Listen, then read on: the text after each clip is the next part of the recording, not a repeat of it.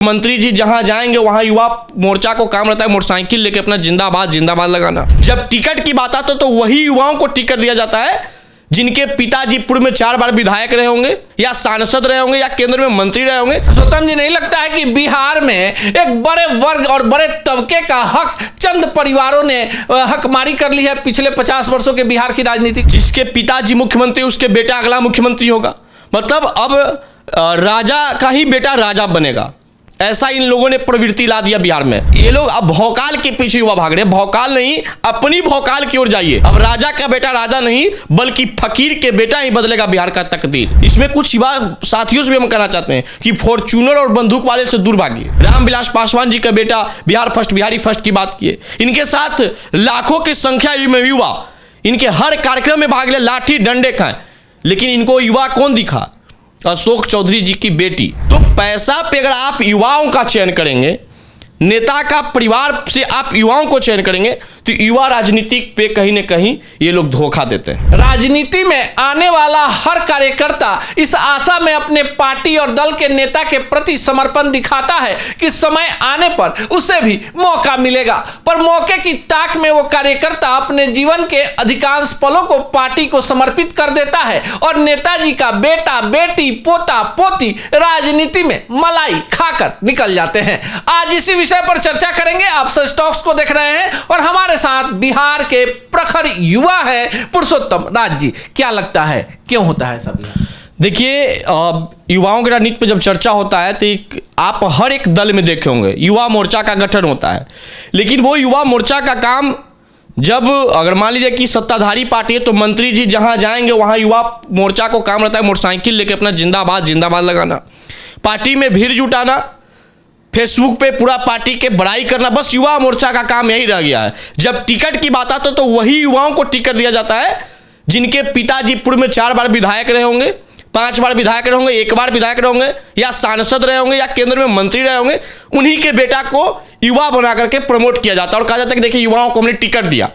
लेकिन जो पार्टी के लिए संघर्ष युवा करते हैं, जो पार्टी के लिए डंडा खाता है, जो पार्टी के लिए लाठी खाता है, जो पार्टी के लिए जेल जाता है, वैसे युवाओं के राजनीतिक सपना को चकनाचूर ये लोग कर देते हैं।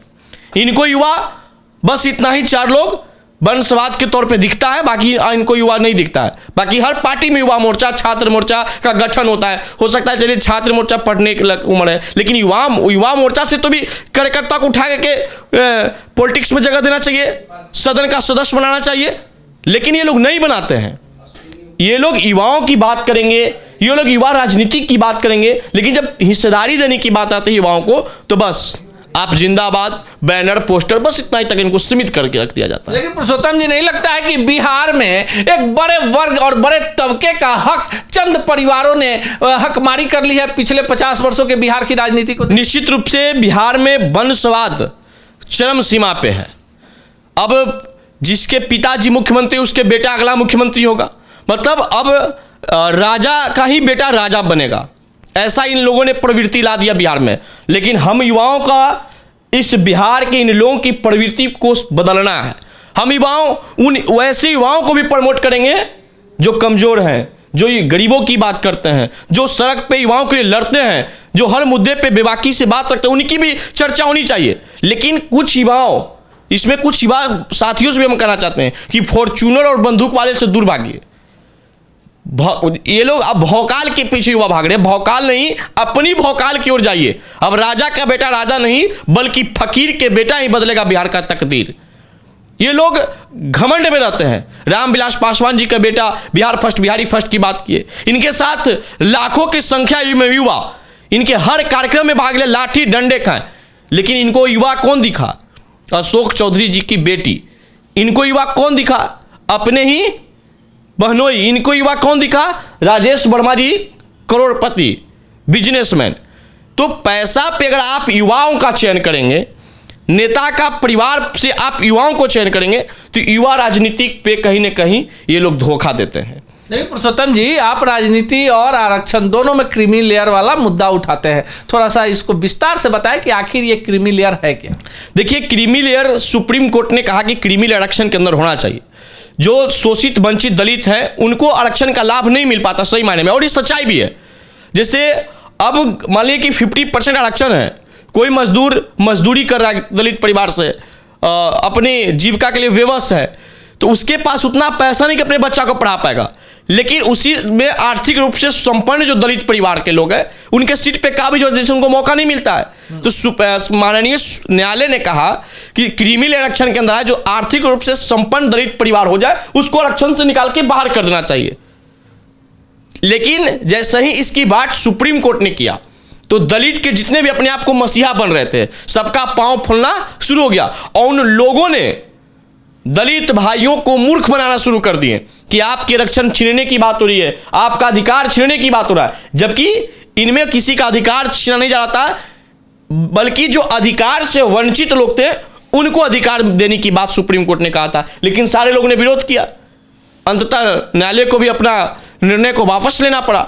ये सारे राजनीतिक दल सिर्फ दलित शोषित वंचितों पे राजनीति करते हैं। जब उनकी हक देने की बात आता है तो ये लोग उनके ही हक को मार करके, हकमारी करके कुंठित होकर सत्ता में बैठ जाते हैं।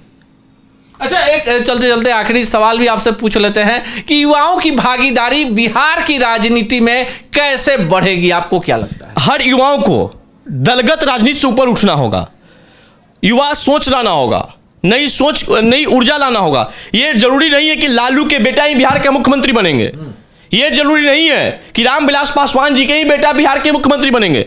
आपको भी अपना मुख्यमंत्री चयन करना होगा। आप असल मायने में पार्टी के रीढ़ होते हैं, हर पार्टी के लिए आप रीढ़ होते हैं, कार्यकर्ता ही पार्टी का रीढ़ होता है। आप में इतनी क्षमता होता है कि आप वोट को मोबिलाइज करते हैं, बूथ तक वोट देने वाले को पहुंचाते हैं। तो आप अपना नेतृत्व को तैयार करिए। जब युवा अपने नेतृत्व को तैयार करेगा, अपनी भागीदारी के लिए लड़ाई लड़ेगा, तभी जाके युवाओं की राजनीतिक मजबूती होगा। दलगत से उठना होगा, हर युवाओं को, एक युवाओं को साथ देना होगा, नए युवाओं को। चलिए, आप इस पूरे विषय पर क्या सोचते हैं कमेंट बॉक्स में जरूर बताएं।